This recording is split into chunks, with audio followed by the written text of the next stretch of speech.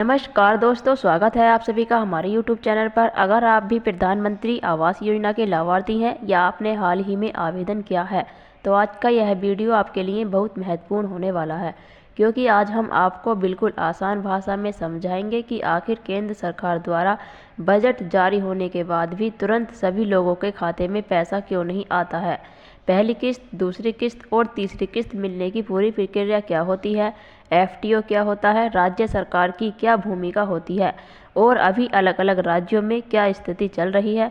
इसीलिए वीडियो को अंत तक ज़रूर देखें, क्योंकि बीच में दी गई जानकारी आपके लिए सबसे ज़्यादा काम की हो सकती है। अगर आप हमारे चैनल पर पहली बार आए हैं तो चैनल को सब्सक्राइब कर लीजिए और वीडियो को लाइक ज़रूर कर दीजिए, ताकि आपको प्रधानमंत्री आवास योजना की हर नई और सही अपडेट सबसे पहले मिलती रहे। दोस्तों, सबसे पहले एक बहुत ज़रूरी बात समझ लीजिए। जैसे कि खबर आती है कि केंद्र सरकार ने प्रधानमंत्री आवास योजना के लिए हजारों करोड़ रुपए का बजट जारी कर दिया है। उसी समय बहुत सारे लोग यह सोचने लगते हैं कि अब उनके खाते में अगले ही दिन पैसा आ जाएगा, लेकिन वास्तविक प्रक्रिया बिल्कुल अलग होती है। केंद्र सरकार द्वारा बजट जारी होने का मतलब यह नहीं होता कि उसी समय सभी लाभार्थियों के बैंक खाते में पहली किस्त पहुंच जाएगी। इसके पीछे एक पूरी सरकारी प्रक्रिया होती है जो कई चरणों में पूरी की जाती है। जब तक सभी चरण पूरे नहीं होते तब तक पैसा लाभार्थी के खाते में ट्रांसफ़र नहीं किया जा सकता। अब सबसे पहले समझते हैं कि पहला चरण क्या होता है। सबसे पहले केंद्र सरकार प्रधानमंत्री आवास योजना के लिए राज्यों को बजट जारी करती है। यह राशि सीधे किसी लाभार्थी के खाते में नहीं जाती, बल्कि संबंधित राज्य सरकार को उपलब्ध कराई जाती है। यानी केंद्र सरकार का पहला काम केवल फंड रिलीज करना होता है। जैसे हाल ही में विभिन्न राज्यों के लिए बड़ी राशि मंजूर की गई ताकि आगे की भुगतान प्रक्रिया शुरू हो सके, लेकिन इसके बाद पूरी जिम्मेदारी राज्य सरकार के पास चली जाती है। अब आता है दूसरा चरण। जब राज्य सरकार को केंद्र से फंड मिलता है तब वह अपने सभी जिलों और ब्लॉकों में आवश्यकता के अनुसार फंड का आवंटन करती है। यहाँ एक बात समझना बहुत ज़रूरी है कि हर जिले को एक साथ पैसा नहीं भेजा जाता। जिस जिले में सर्वे अभियान और अन्य प्रक्रियाएं पूरी हो चुकी होती हैं वहां सबसे पहले फंड भेजा जाता है, जबकि जिन जिलों में अभी भी दस्तावेजों की जांच या अन्य सरकारी प्रक्रिया बाकी है वहां भुगतान थोड़ा देर से शुरू होता है। यही कारण है कि एक ही राज्य के अलग अलग जिलों में भुगतान की तारीख अलग अलग हो सकती है। इसके बाद आता है तीसरा चरण, जो सबसे महत्वपूर्ण माना जाता है। जब ब्लॉक या नगर निकाय स्तर पर फंड पहुंच जाता है तब अधिकारियों द्वारा लाभार्थियों का भौतिक सत्यापन किया जाता है। यानी यह देखा जाता है कि लाभार्थी वास्तव में पात्र है या नहीं, उसके दस्तावेज सही हैं या नहीं, बैंक खाता सक्रिय है या नहीं, आधार लिंक है या नहीं और सबसे महत्वपूर्ण डीबीटी यानी डायरेक्ट बेनिफिट ट्रांसफ़र सक्रिय है या नहीं। अगर इनमें से किसी भी जानकारी में कोई कमी पाई जाती है तो भुगतान रोक दिया जाता है और पहले उसी काम को पूरा करने के लिए कहा जाता है। अब सबसे महत्वपूर्ण चरण आता है जिसे एफटीओ यानी फंड ट्रांसफ़र ऑर्डर कहा जाता है। जब सभी दस्तावेज सही पाए जाते हैं, सभी जांच पूरी हो जाती है और अधिकारी संतुष्ट हो जाते हैं कि लाभार्थी पूरी तरह पात्र है, तब उसका एफटीओ जनरेट किया जाता है। एफटीओ बनने का मतलब यह होता है कि अब लाभार्थी के खाते में भुगतान भेजने की प्रक्रिया शुरू हो चुकी है। कई लोग पूछते हैं कि एफटीओ बनने के बाद पैसा कितने दिनों में आता है। सामान्य तौर पर एफटीओ बनने के बाद कुछ दिनों से लेकर लगभग 1 महीने के भीतर पहली, दूसरी या फिर तीसरी किस्त लाभार्थी के खाते में ट्रांसफ़र की जा सकती है। इसीलिए जिन लोगों का एफटीओ बन चुका है उन्हें घबराने की ज़रूरत नहीं है। अब बात करते हैं अलग अलग राज्यों की ताज़ा स्थिति की। सबसे पहले बिहार की बात करें तो प्रधानमंत्री आवास योजना अरबा 2.0 के तहत बिहार के लिए पहली किस्त की केंद्रीय सहायता मंजूर की जा चुकी है। वहीं ग्रामीण क्षेत्रों में कई जगहों पर लाभार्थियों का पुनः सत्यापन और बैंक विवरण की जांच का काम चल रहा है। यानी बिहार में केंद्र सरकार की प्रक्रिया पूरी हो चुकी है और अब राज्य स्तर पर आगे की कार्रवाई जारी है। अगर उत्तर प्रदेश की बात करें तो यहाँ आवास प्लस सर्वे से जुड़ी आपत्तियों का निपटारा कई जिलों में पूरा किया जा चुका है। जिला स्तर पर अपीली समितियों ने अपनी जांच पूरी कर ली है। इसके अलावा विभिन्न परियोजनाओं के लिए भी केंद्र सरकार की ओर से फंड जारी किया गया है।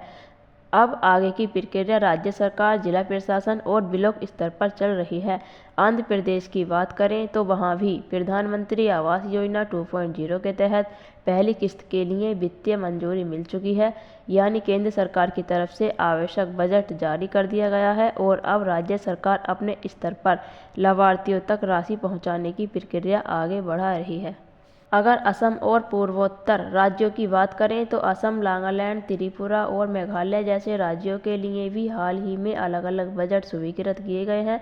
इन राज्यों में लंबित आवासों का निर्माण तेजी से पूरा करने के लिए राज्य सरकारें आगे की कार्रवाई कर रही हैं।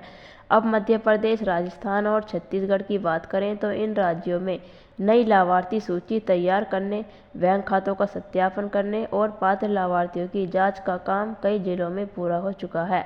जिन लोगों के सभी दस्तावेज पूरी तरह सही पाए गए हैं उनके लिए फंड ट्रांसफर ऑर्डर यानी FTO बनाने की प्रक्रिया तेजी से चल रही है।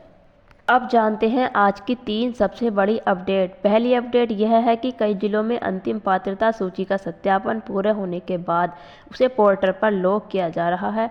इसलिए जिन लोगों ने आवेदन किया है वे समय समय पर अपना नाम आधिकारिक पोर्टल पर जरूर चेक करते रहें। दूसरी बड़ी अपडेट यह है कि हाल ही में कई राज्यों के लिए नए आवासों को मंजूरी दी गई है। इससे आने वाले समय में नए लाभार्थियों को भी योजना का लाभ मिलने की संभावना बढ़ गई है। तीसरे और सबसे बड़ा अपडेट, जिन राज्यों में लाभार्थियों का सत्यापन और FTO की प्रक्रिया पूरी हो चुकी है वहां पहली किस्त जारी होने की प्रक्रिया शुरू हो गई है। अगर यानी आपके ज़िले में भी सभी प्रक्रियाएं पूरी हो गई हैं तो आपके खाते में भी जल्द ही पहली किस्त भेजी जा सकती है। तो दोस्तों आज की सबसे बड़ी सीख यही है कि केंद्र सरकार द्वारा बजट जारी करना केवल पहला चरण होता है। उसके बाद राज्य सरकार, जिला प्रशासन, ब्लॉक अधिकारी, दस्तावेज सत्यापन, बैंक सत्यापन, DBT सत्यापन और FTO बनने जैसी कई प्रक्रियाएं पूरी होने के बाद ही लाभार्थी के खाते में पैसा भेजा जाता है।